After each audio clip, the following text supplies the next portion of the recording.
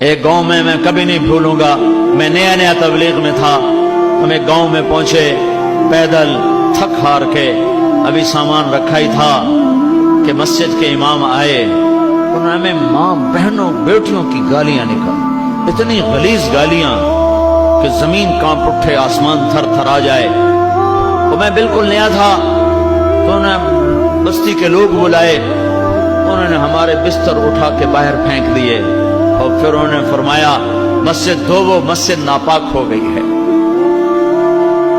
مسجد میں تو کافر بھی آ جائے تو ناپاک نہیں ہوتے۔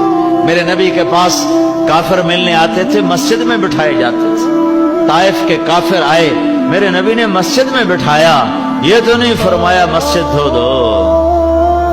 ہائے ہائے، اتنا تعصب، انہوں نے ہمارے بستر باہر پھینک دیے، نکل جاؤ، نہ تسی نبی دے منن والے، نہ تسی نبی دے عاشق۔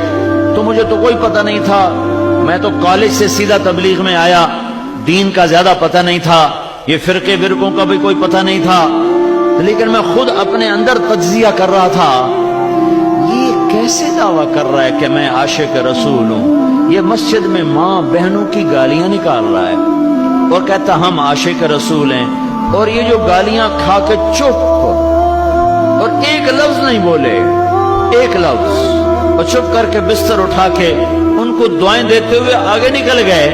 میں کہا اگر یہ گستاخ رسول ہیں تو پھر کیا ان کو عاشق رسول کہا جا سکتا ہے کہ جو مسجد میں کھڑے ہو کے ماں بہن کی گالیاں دے رہے ہوں اور مصلی رسول پر بھی کھڑے ہو رہے ہوں؟ میرے بھائیو، میں ہاتھ جوڑتا ہوں، میں ہاتھ جوڑتا ہوں، نکلو تعصب سے، نکلو تعصب سے نکلو۔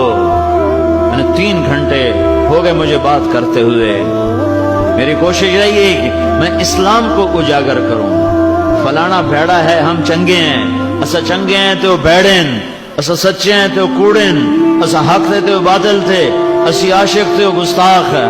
میں بھی کہہ سکتا ہوں، میں بھی تمہارے اندر نفرت کی آگ بھڑکا سکتا ہوں، لیکن میں نے اللہ کو جان دینی ہے، میرے اس بول کا مجھ سے حساب لیا جائے گا، مجھے اپنے اللہ کو جواب دینا ہے۔ امت کو توڑنے والا بول، امت کو توڑنے والا بول، یہ تو میرے بھائیوں کلمہ کفر کے قریب چلا جاتا ہے۔ تو امت بنو،